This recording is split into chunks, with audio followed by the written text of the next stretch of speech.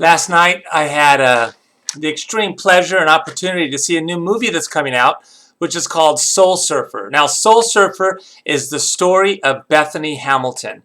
Now, maybe you know that story. Bethany was a 13, 14-year-old girl. She was a surfer. She was competing and on her way to becoming a professional surfer. She was surfing one morning, and a tiger shark bit off her arm. And this movie is the story of her comeback. I mean, she's now a 21-year-old professional who's just going off the charts. Only one arm, and she surfs better than, more than 99% of the people in the world. It's an amazing story of a surfer and her comeback. But what struck me about the movie is something that I didn't know.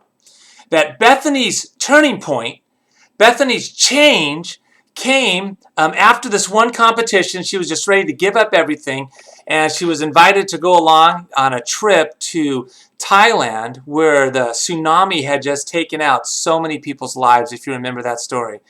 And as she was in Thailand, so she's missing an arm, and she sees all these people in great need. She's serving soup or some kind of food in a line, and she's overwhelmed with sadness and compassion.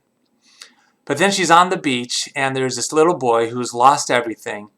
And Bethany wants to introduce him to the two things that she loves. She loves the ocean, and she loves God.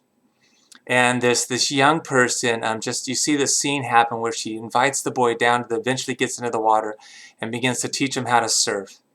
And at that point, she saw how her love for surfing was not the first love of her life, but it was love for others and her love for God. And when she decided to give to someone else, God gave her back a passion and a desire to surf.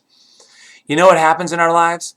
If we're caught up, we're going through a rough time, everything from, tragedy to just a tough day. When we decide to reach out and to care for someone else, when we decide to show compassion, we discover that God gives us this amazing joy for life, and He gives us back some of those things that we think we've lost. So today, I would invite you to consider the story of Bethany Hamilton. Actually, better yet, to consider your own story. Where are you hurting? Where is your area of need? Take that area of need and find someone to help.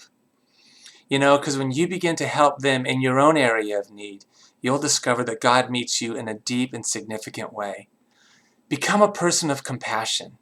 Someone who is able to share the love that you have, the love that God gives you with another, so that they could really live. Mother Teresa said it best. Live simply so that others can simply live. Be a person of compassion.